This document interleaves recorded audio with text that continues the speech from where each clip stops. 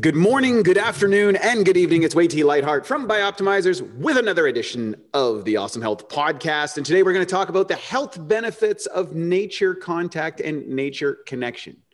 And we're also going to talk about what ecotherapy is, ecopsychology, rewilding, get that one, and how did you get into a nature connection research in human rewilding with none other than Sean Slade, who is preparing a PhD defense in the health benefits of nature. And he's got, of course, Sean is a very interesting character. He is the co-founder of Booch Organic Kombucha. He's a research consultant for Exercise Medicine Canada. He's a nutrition and weight loss instructor for CanFit Pro, a part-time professor of health promotion at Fanshawe College.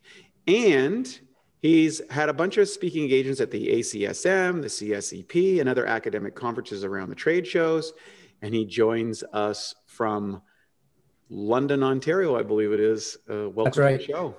Hey, thanks for having me. Yeah, I'm in Port Stanley here, right on the north shore of Lake Erie. Beautiful sunny day. So just got back from my walk, and yeah, a few of those endeavors I no longer do, but yeah, I'm totally focused on this nature connection research and psyched to talk to you about it today. So thanks for having me. So let's talk about these things that we dove into, so we can get our listeners up to speed. If you could break down what ecotherapy is, ecopsychology, and rewilding.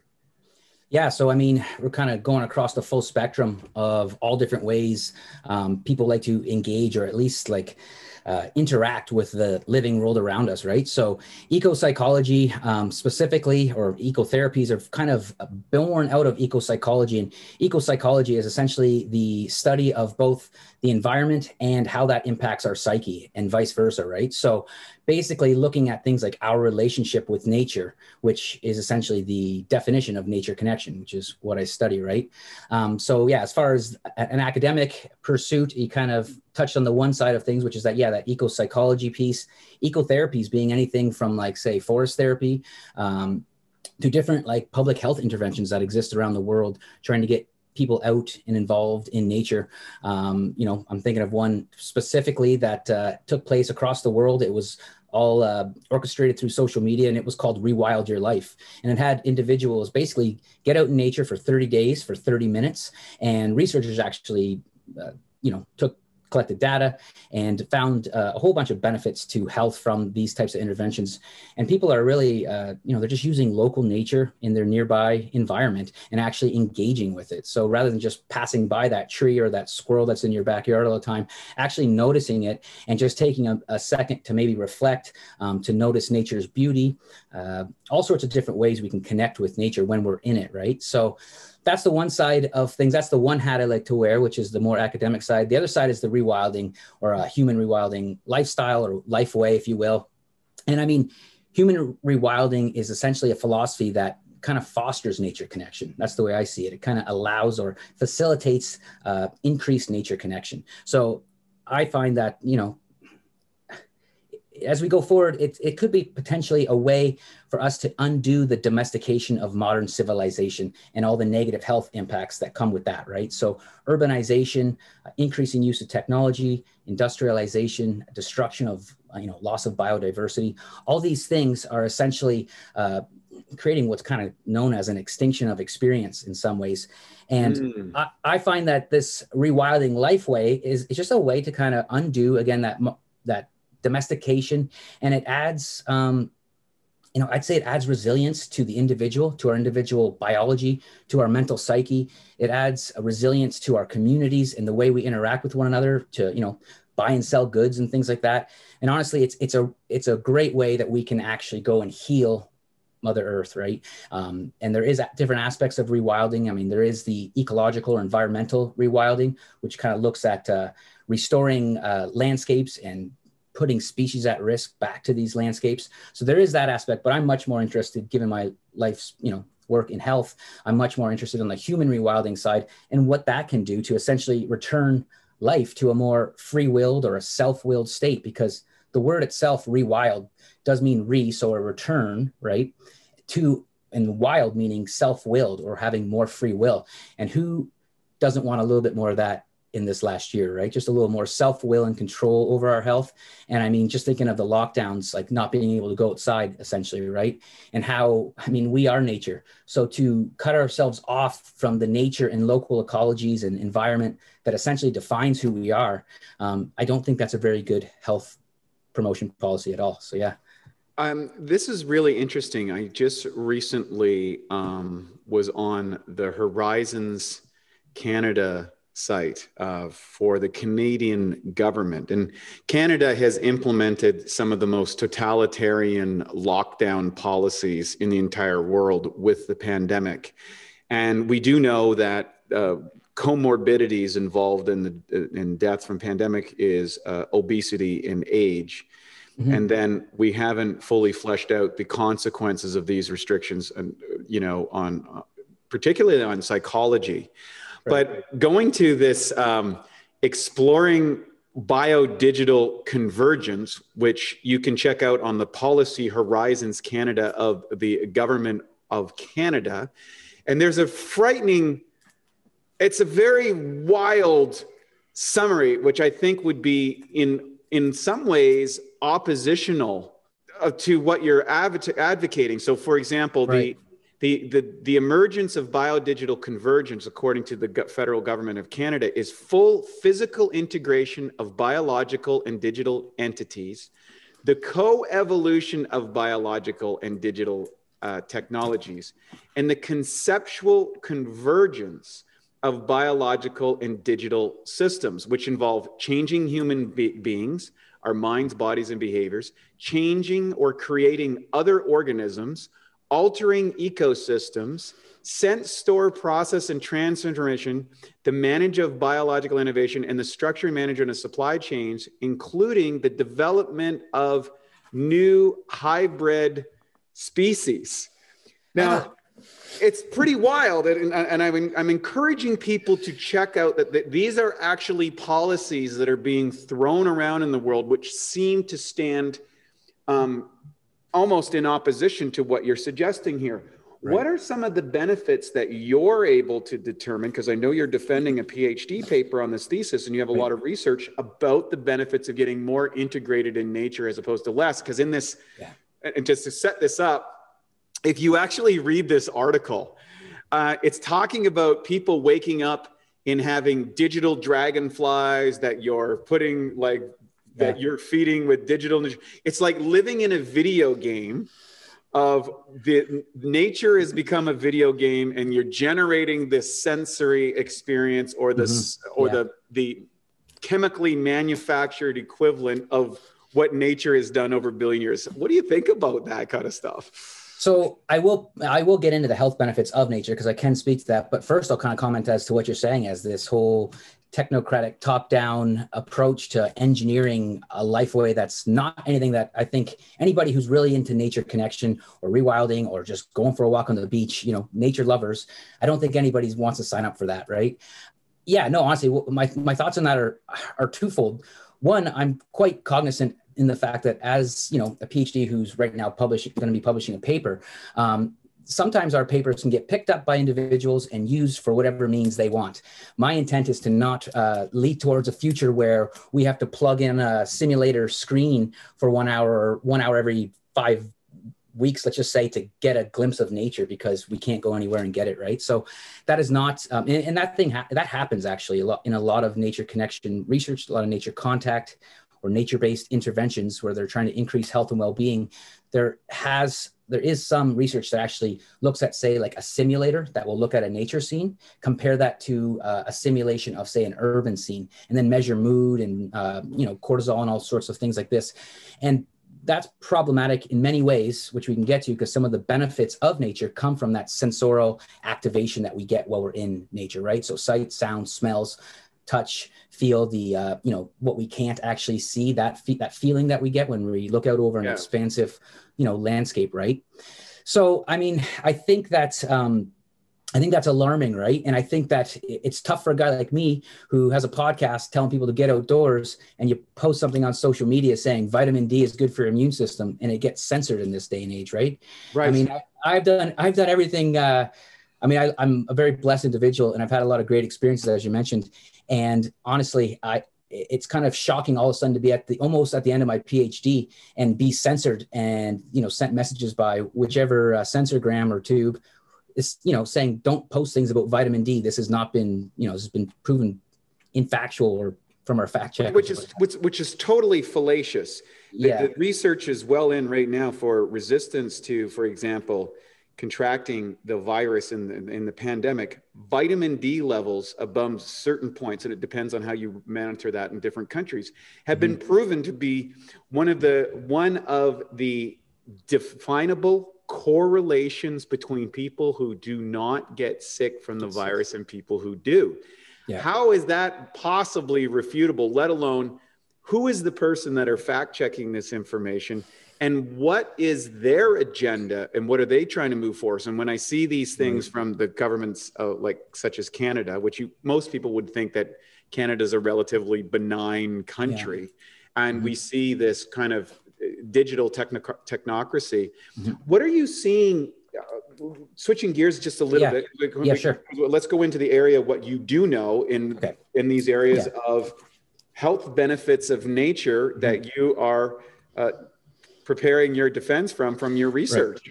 Right. No, and thanks for that. And it's best to focus on the positive. And I mean, I'm glad we kind of situated everything we're talking about in the current times, right? Because that's just it. We have to, as rewilding or someone who's in nature, I look around at what's in my environment and I make use of that, right? So there's no sense in me, if I get lost in the woods or I go on a backcountry trip to look around and wish things were different around me. I use what's in my local environment to survive, right? So here's the landscape we are in. So that said, nature connection and nature contact, there's been a lot of research actually showing that nature has been the saving grace for many people and has helped people with mental health problems throughout the pandemic. There's actually a few papers that have been out saying how important nature therapy will be going forward. So here we are, and I'm going to, thanks for that, and we'll take a positive spin. I mean, the biggest thing right now that comes to mind with the benefits of nature is stress reduction. Right. So we have been, under a lot of stress, and even without the pandemic, modern times are very, very fast. Right. So good thing about nature is that I guess two of the main theories around nature's health benefits come from around the early 1990s. And Stephen and Rachel Kaplan are professors at the University of Michigan, and they created what's called attentional restoration theory. So ART. And attentional restoration theory essentially says that when we're doing the day-to-day tasks, so when we're on the computer or doing whatever it is that we do, we're using, a focused attention. And that has a short lifespan, or a little bit of a shelf life, so to speak, until you run out of it in the day, right? Nature, on the other hand, it allows us this opportunity to gain what's called soft fascination. And we focus our awareness, but we're focusing it in a different way. So essentially, when we're on the computer, or, if I'm writing a paper or what have you, I'm in those beta brain waves, and I'm doing amazing things that we can do with that frequency of our being. Whereas when we're in nature, we're in the alpha brainwave, or the gamma brainwave, say, which is a lot more calm and relaxed. So we evolved with nature. These theories, so ART is one, stress reduction theory, another popular theory, which is basically saying that as we are in non-threatening environments, since we evolved with nature and relied on them for resources to survive, we actually are able to be restored. And there's, tons of research looking at, cortisol, different biomarkers of sorts that are measuring nature's benefits when we are actually in it. So those two are the really big ones that I think get most of the attention anyways in the scientific literature. The other that I think is a little bit more exciting and something I'm more into, given my interest in fermented foods and whatnot, is immune regulation, right? So by interacting with biodiverse natural areas, or let's say healthy soil, for example, tons of different microbes in the soil, we're actually able to receive a benefit from that, right? And by protecting those areas that are biodiverse, we're able to not only receive health benefits, but also protect, species at risk, certain ecosystems and all that. So that's the good thing about nature connection, is that as we grow in nature connection through experiences in nature, through connecting, or let's say emotionally connecting with the beauty of nature, we're actually able to have certain health benefits that will allow us to gain a greater appreciation for nature, and then we essentially want to protect it. So I kind of went in from, some of the benefits of nature, some of the theories, and then, like I say, nature connection is its own beast now. And that's where my interest lies, because we're seeing that nature connection correlates with a whole bunch of different health and well-being indicators, things like vitality, purpose in life, meaning in life. And these, having essentially a high trait level of nature connectedness is almost as similar as saying having high income or having university or college degree when it comes to our health and well-being. So it's important stuff, and it's, again, all under the umbrella of eco-psychology and kind of newly being studied, which is exciting to be kind of diving into it now. I think this is a fascinating topic, and certainly presents, I think, a strong counter to some of these kind of the rapid and unmitigated integration into kind of a digitally driven virtual reality, and abandoning the traditional aspects of our evolutionary habitats, which have supported. And we know, for example, if you have any species and you take them out of their natural habitat, very few of the species have the ability to adapt. And humans, being highly adaptable to a multiple, we don't know what the consequences of this rapid digital immersion, particularly, people living in boxes, interacting with people through computers and screens, and not interacting with nature. And I think, Paul Stamets, the great mushroom researcher who has taken mycelium and explained all the benefits of that, and how it's a connecting force between virtually the entire ecosystem. Who knows how many different things are going on in nature that haven't been studied or recognized or integrated as part of public policy or just general human health and well-being. What are some of the things that you've been studying, particularly on the benefits of, like, how much kind of rewilding time or being out in nature is able to exude benefits for the population, and how does someone best program that into their lives if they are in an urban area, or don't have immediate access to those aspects of living a full and robust life? Yeah. I guess first and foremost, I think we can get benefits from urban nature, right? And I do want to say that, like, it doesn't take a scientist or a PhD to go out there and experience the benefits of nature. I think a big part, I'm not your typical talking head when it comes to this stuff, right? I've had 2 years, Dark Night of the Soul, where I had to do some healing work in the forest, right? So I have experience within some great depths and firsthand what the potential is to do. So get out there and be creative, and just get out and engage with nature, appreciate nature, talk to nature, listen to nature with all your being. I think these things are, we sometimes look outside of ourselves these days for all the magic, within health, right? We're always looking for the next cool thing. And I think the awe-inspiringness of nature and just how beautiful that is, that's just our own exploration of that leads to self-discovery. And from there, we know what it is that kind of sparks us or lights us up. And then from there, it's a lot easier to be happy and healthy, right? So just get out there and find what it is for you. And I think nature's a great tool for that. Now, that said, to speak specifically to, like, is there a dose, kind of what you're saying, is there a dose or a setting or an activity that we can do? And that's what my research here, this paper that I'll be defending tomorrow, is talking about. So it was a scoping review looking at nature connection, health and well-being within nature-based interventions. So there was 12 studies that I included in this review. Essentially, there is no one specific framework yet, because it's so hard to define nature. What you call nature might be different from me, right? So, so that said, this is the exciting part. If you're into, scientific research and you want to spend a long career studying these types of things, which I think there's possibility for. So, there is some work, and I'm going to forget the name of the book. I believe it's called The Nature Fix, Florence Williams, if I'm not mistaken. It's worth taking a look for all the listeners out there, because she kind of lays out I believe there is a dose-dependent framework that was laid out there. And it is similar to some of the things that I've read. Now, some of the work around this is coming from Australia. And what we're looking at is a balance between the amount of time you spend in nature, the activity, and the setting. All right. So let's start with what most common studies look at is nearby nature. So nature close to the home. And since most people live in urban centers these days, that's the majority of the research. So in little as like, I think it's a 10-day study showed that just by going and noticing nature 3 times a day, this is a study out of Vancouver, British Columbia, and just by noticing nature 3 times, or noticing the good things in nature 3 times a day for 2 weeks, participants in there increased all sorts of different well-being markers. So meaning in life, vitality, mood, I believe, like positive mood and whatnot.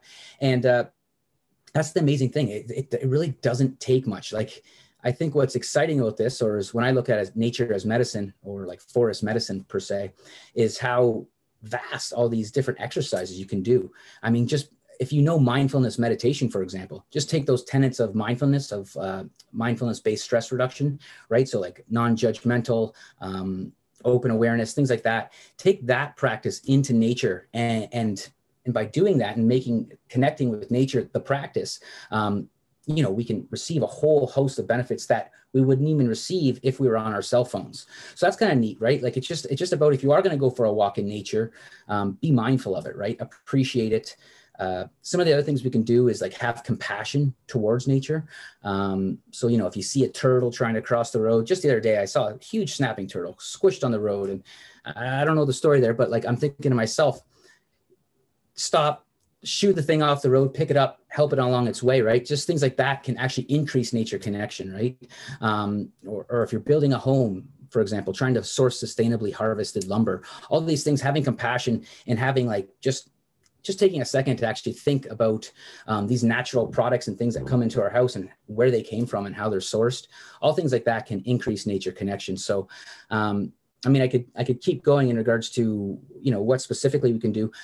I really do think that there is, to answer your question about dose dependency, I believe 5 hours a month is what's recommended. And if you're doing, let's say, I believe one of the studies that I reviewed showed that participants received more benefit from nature if they did 30 minutes a day rather than less. So rather than going out once for 5 hours in the exactly once a month saying, oh, I'm doing my nature hit. It's more frequency is as much as duration.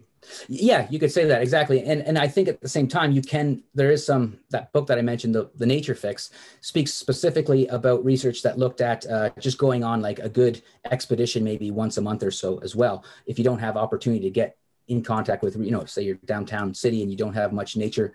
Because I grew up in rural southwestern Ontario, and when I live in a city, it was never quite enough. So I had to do those little adventures out into the wilderness. So again, finding what you like specifically. Some people might not like the deep woods. They might rather prefer beaches, right? So then head to the beach. But finding that place that really speaks to your soul, again, is how I always like to say it. That's probably the best way going forward. And other than that, yeah, like honestly, just being in it, being mindful when you're there, and seeing what works for you. I think this is really powerful because I always look at it, and it's kind of a new emergence since we've been so immersed in nature our whole lives, but now we're being kind of taken out of it, and people are growing up without that connection. They're born in cities, live in cities. They don't know what it's like to be out into the nature stuff. And many people, when they do get there, are profoundly influenced and have no way of really describing or integrating it. But I look at rewilding as potentially very much like I would a training program. And that is, you have to, okay, we're going to set aside a bit of time where I'm going to either, it could be as simple as getting some bonsai trees in your house and tending to a bonsai tree, and then maybe spending, 2-3 times a week just sitting in the park for 30 minutes, a local park. And then maybe on the weekend, once a week, or even once a month, going out into a planned family trip or with your loved ones or whatever, to say, hey, look, this Sunday, we're going out hiking in the hills, or we're going to the beach for the day, or we're going to whatever that, we're going for a forest walk, or whatever it happens to be. Have you thought much about that this will be kind of almost a career for people to help develop the capabilities to integrate with nature? And now for a BiOptimizer's fixed digestion tip: supercharge your protein shake. Everyone knows protein shakes are a great way to sneak in extra protein, build more muscle, even replace meals and burn more fat. The problem is the highest quality protein typically absorbs at around 40%.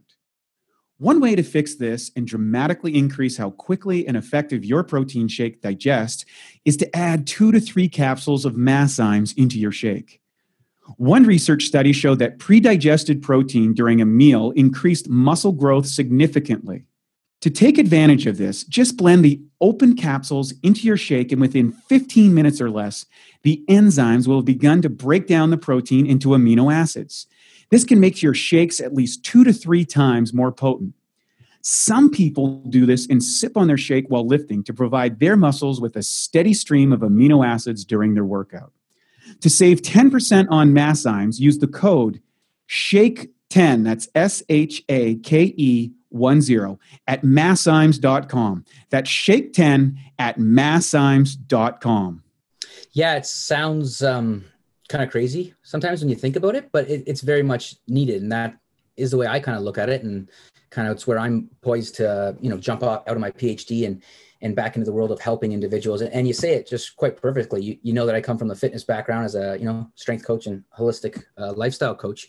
And yeah, like honestly, like setting it into a program, essentially, if you are a health coach, let's say, for example, or if you're a personal trainer and actually, or getting workouts outside and things like that, actually scheduling in, like you say, it's like where I know I'm going to be getting this deep nature excursion going here in a couple of weeks. And then from there, I'm going to tend to my garden in the backyard, and I'm going to get out and hit the beach, for beach walks once a day or something like that.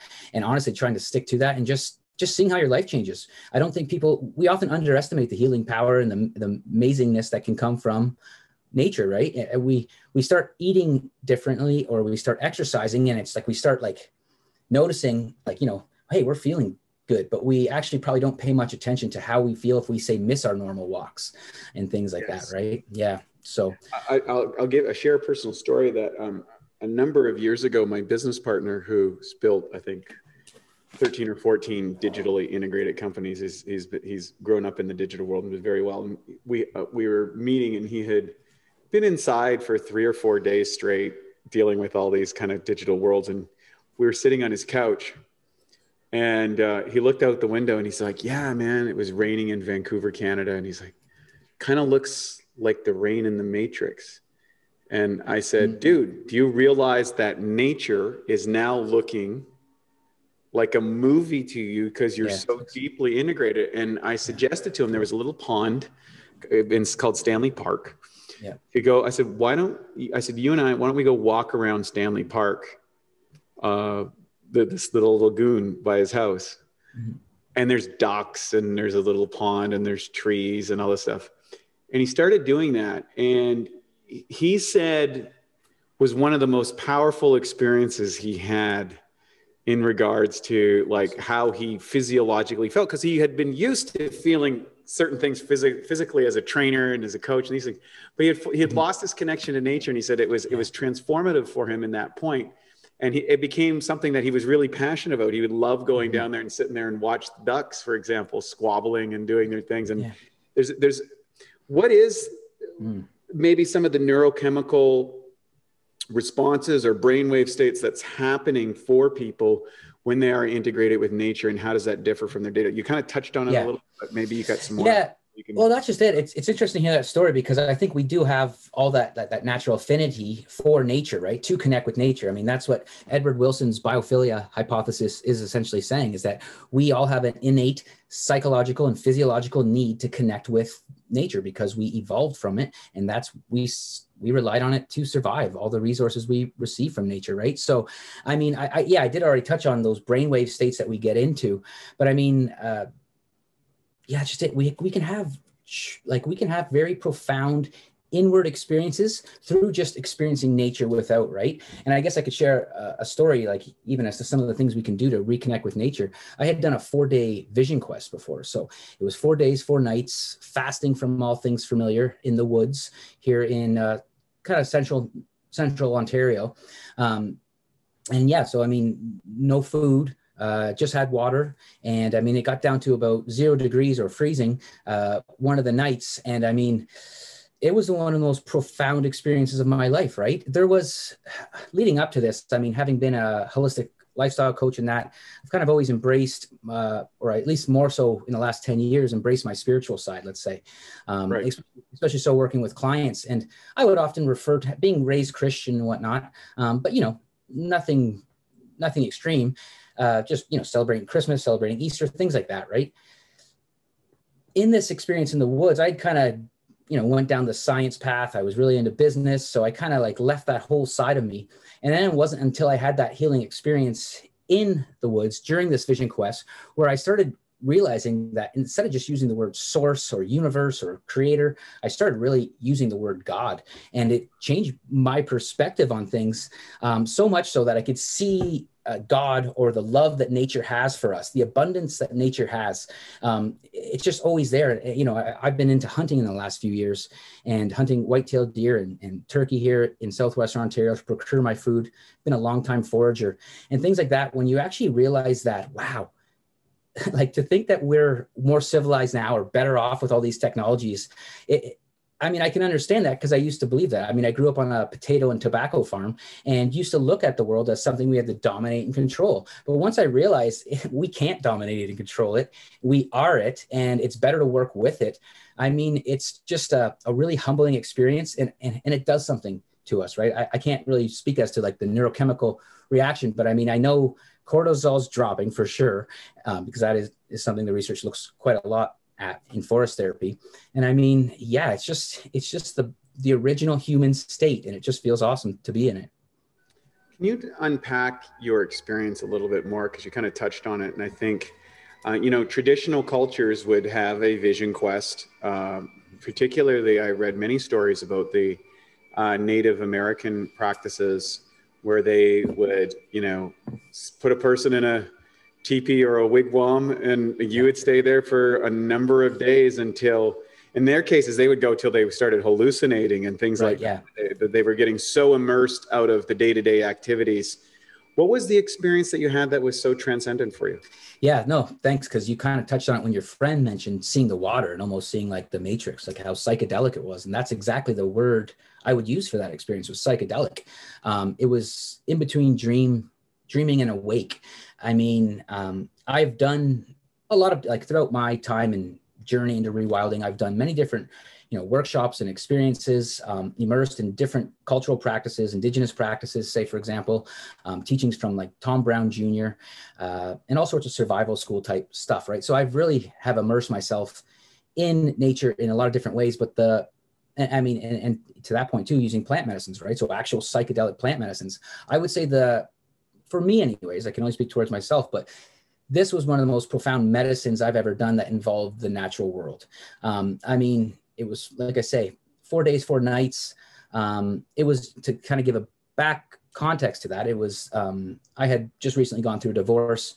Me and my ex, we started that kombucha company you spoke of. So it was a large company, kind of grew overnight. And I've got this multi-million-dollar company kind of hanging in the balance as we're sorting out what's what, right? So I'm in the woods while lawyers are just literally finishing up all things. And luckily everything, well, why it was so transformative is because I totally surrendered to God.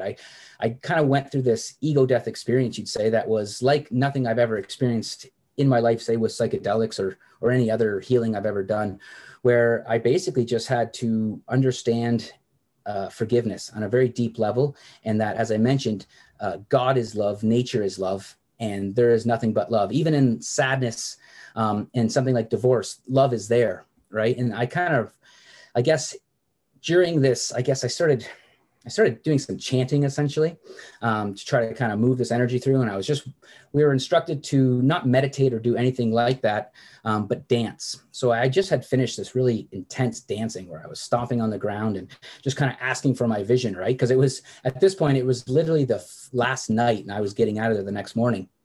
And every night I'd see what looked like a wolf in the distance through the trees as the sun was going down. So this last night, I took this wolf as a sign of fear, and all my fears of, getting divorced, feeling like I'm not enough, feeling like people are going to judge me, what have you. And just being hard on myself for working so hard and, essentially my aspect in this demise of this relationship. Right. But this last night, this wolf wasn't there and I was all alone. And so after I sat down, and then this is when I decided that I needed to kind of move words, which weren't English language.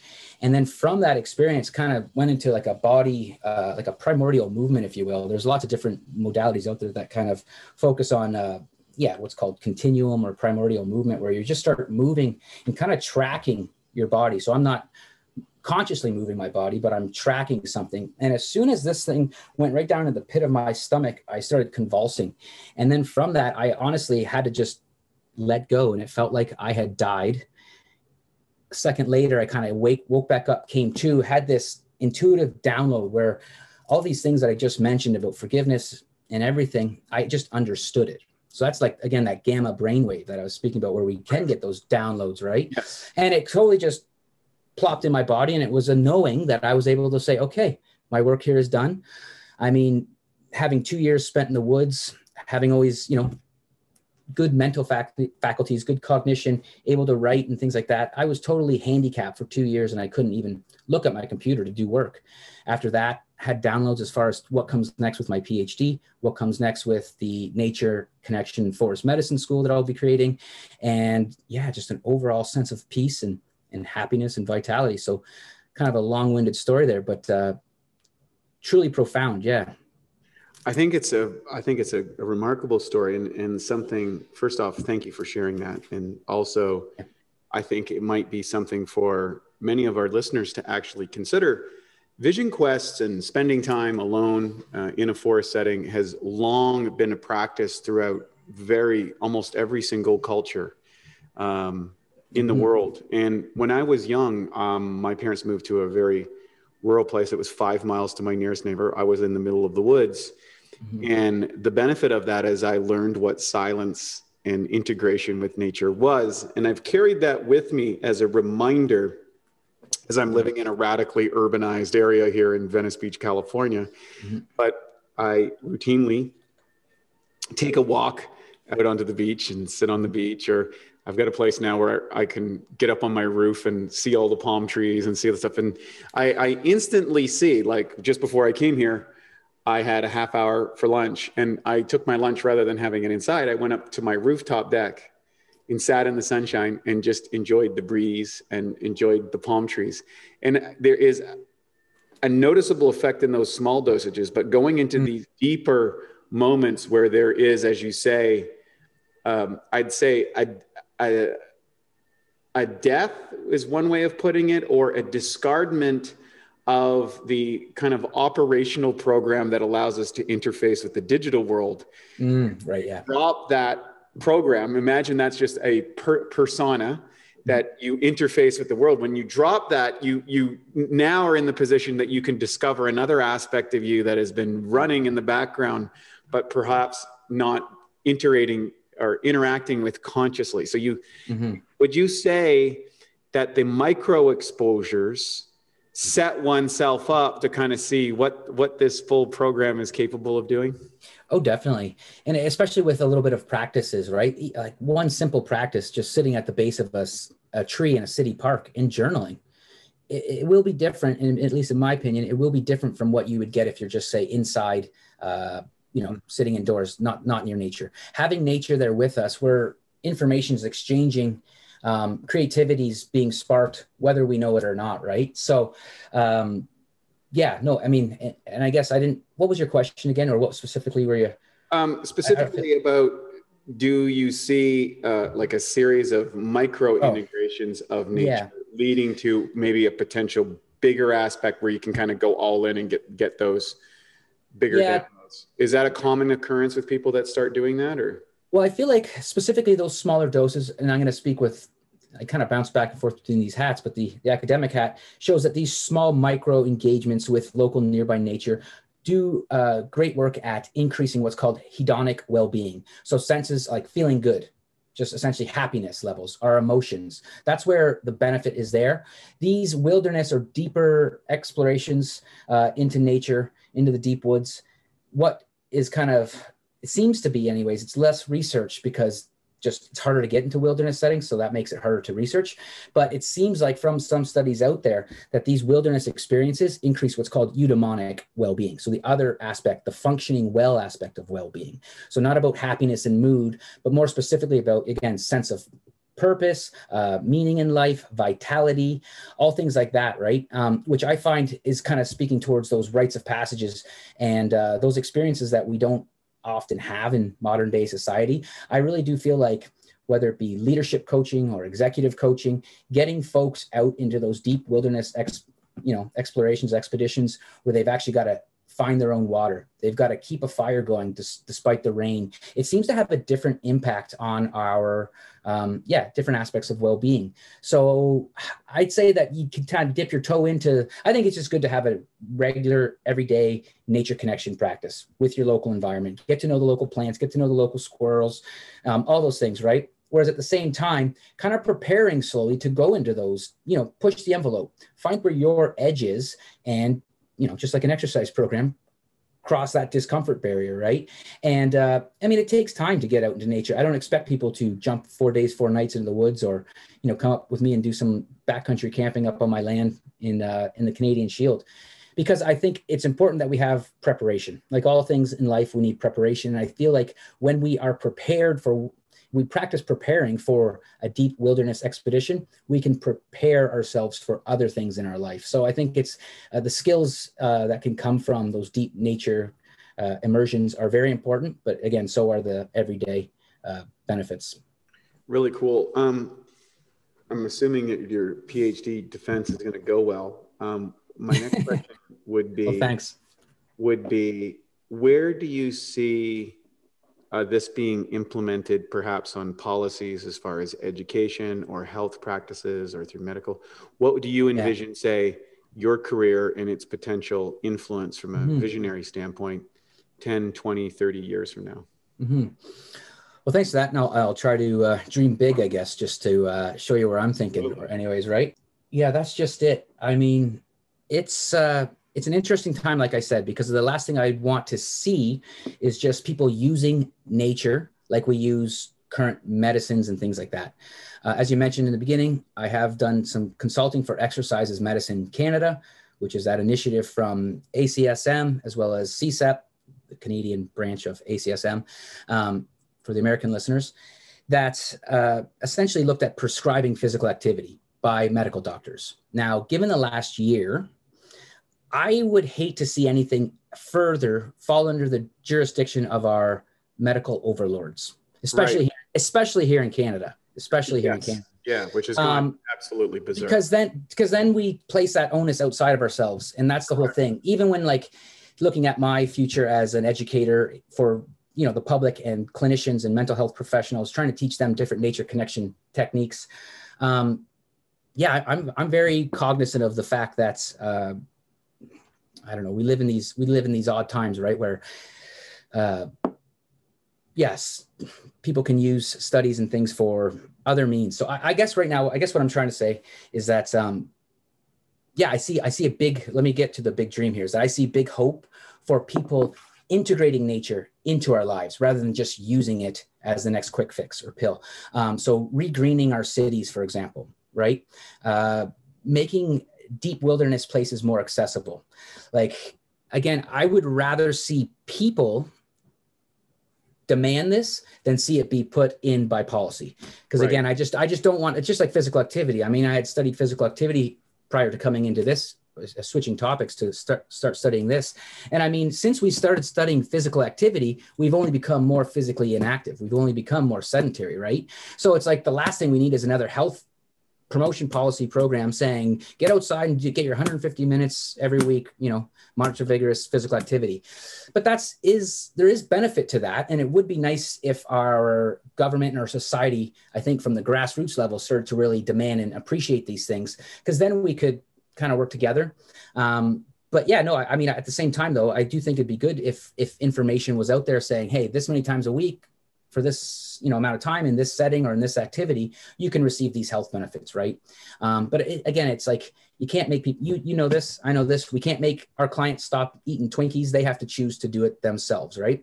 And so same thing with nature. We have to, foster that relationship like we'd foster that relationship with a loved one that we have, right? We have to, it's a give and take thing. We've got to learn and grow that relationship. And then as we, foster that relationship, we're going to want to protect nature. And so I guess a kind of different answer to your question. I would love to see for myself, like I mentioned a couple of times, I'm definitely going to be starting some sort of educational institute that we're going to be taking, everyday average Joes, men and women who want to increase nature connection. They might want to learn how to start a fire with a bow drill. They might want to immerse themselves in a vision quest. They might want to prepare themselves for that. They might want to just do some hot, cold therapy and some really deep breath work in nature, which is one of my favorite things to do in nature. And then on the other side, just getting practitioners used to prescribing exercises, things like deep nature connection, for example, where we just go outside, use the senses, and just say one thing that you're grateful for, and just say that out loud, and just kind of take in nature with all your senses. And so I mean, it's a bright future for this, and I think it's only going to go farther. But again, I just want to see, I hope to see anyways, individuals demanding nature rather than it being put on top down. Yeah, I think you're right on all points, and I love that, and I think it's a great thing. So maybe you can share with us where people can find out more information about you, this kind of work, rewilding, how they might go about developing in kind of an integrative program for themselves to say, hey, you know what? I know I'm not connected. I'm living in a city. I want to go forward. I want to direct a sensible and scalable interaction with nature. Like you said, I'm not going to go. Maybe a person's not going to go right into a 3-day fast in the wilderness, bugs and flies and who knows what else, or they're not prepared for those environments. Any suggestions around that, or where people can reach you and find out more information? For sure. Yeah. You know all too well about those black flies in Northern Ontario. So it's not, again, you got to prepare for this stuff. And I guess what I would say first, I'll answer that, and then I'll let folks know about the podcast. But first and foremost, just get outdoors and listen. And I think that's something we can do. Honestly, every time you leave your house, make this your practice. Stop 30 seconds, just listen, breathe, smell, hear, listen with your entire being. See what you get. Honestly, you might have a question, something that you're working on, and just looking out, in a distance, seeing what comes to you. I think that's an amazing practice. And that's where I would say for anybody, doesn't matter where you are, start doing that right now. If you want to go a little bit deeper, my podcast would be a great place. I mean, rewildmybio.com. You can head over there, sign up for the newsletter. What I'm working on now and been working on for a number of years, I guess, while I was in the woods or once I came out of that vision quest, is kind of a program that would help individuals rewild or reconnect with nature around them and within them. And we can do that by starting to pay attention to the elements that we are made of, right? So air, fire, water, earth, and ether or space. And just, whether it's a breathing practice or buying a water ozonation station and ozonating your water, or just changing up what you eat, or, focusing on digestion. So fire, how we burn the energy, how we burn the food down and make energy from it, or lighting fires, right? Slowing down and lighting fires, cooking a meal over a fire, right? And then of course, space. We are primarily space, right?